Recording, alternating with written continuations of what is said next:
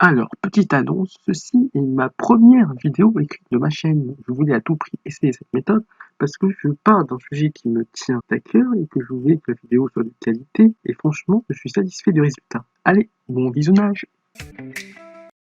Bonjour, nous utilisons les logiciels nécessaires pour notre quotidien. Un navigateur pour aller sur internet, une suite bureautique pour faire du traitement de texte, des tableaux, des graphiques, des présentations ou un site d'hébergement de vidéos pour se divertir ou apprendre des choses. Je pense que vous savez de quel site je parle ici. Mais savez-vous que certains de ces logiciels sont open source? Bienvenue dans ma nouvelle série intitulée l'open source. La première question que vous êtes en train de vous poser peut-être est mais qu'est-ce que l'open source? Eh bien, c'est l'objet de notre première partie.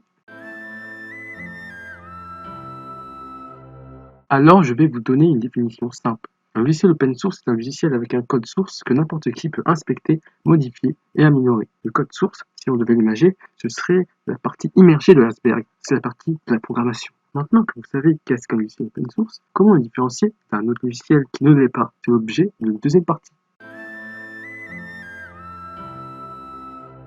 Certains logiciels ont un code source non ouvert. Ce sont des logiciels gérés par une grosse organisation, une équipe ou une personne égoïste. Ils sont propriétaires. Eux seuls peuvent le modifier pour y ajouter des nouvelles fonctionnalités ou pour corriger des bugs. D'ailleurs, lorsque vous installez le logiciel, ils vous font donner votre accord, comme quoi vous ne ferez rien qui sorte des autorisations qu'ils ont énoncées. Ce sont les différences les plus notables. Il y a aussi d'autres différences que l'on peut constater. Je vous mets un schéma à l'écran qui vous montre les autres différences. Je ne suis pas d'accord avec l'aspect de la sécurité, mais on y reviendra plus tard. Comme logiciel propriétaire, nous pourrons citer Photoshop, logiciel de montage photo d'Adobe et Microsoft Office, suite bureautique Microsoft. D'ailleurs, un logiciel open source n'est pas forcément gratuit, contrairement à ce que l'on peut penser. Nous pouvons citer l'exemple d'Ardour, un logiciel de station de travail audio numérique. Le prix va de 1 dollar à 50 $ par mois. C'est à nous de choisir le prix, ce qui est très bizarre. Mais alors, pourquoi choisir un logiciel open source par rapport à un logiciel propriétaire? C'est l'objet de la troisième et dernière partie.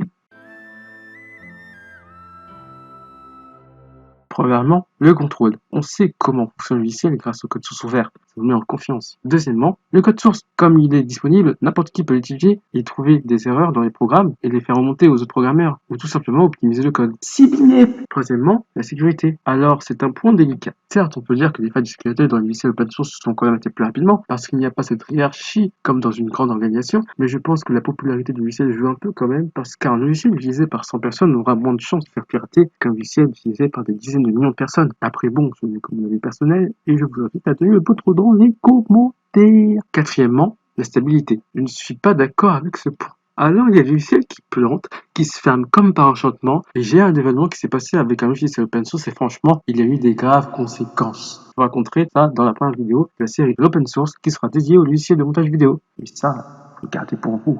Cinquièmement, et franchement c'est le point le plus important, la communauté. La capacité à rassembler des gens sur un même projet, l'occasion de rencontrer de nouvelles personnes, la solidarité, l'open source, c'est avant tout cela. J'espère que cette vidéo d'introduction à ma série de l'open source vous a plu. N'hésitez surtout pas à me faire part de vos impressions sur celle-ci. Qu'est-ce qui va pas? En tous les cas, on se dit à la prochaine!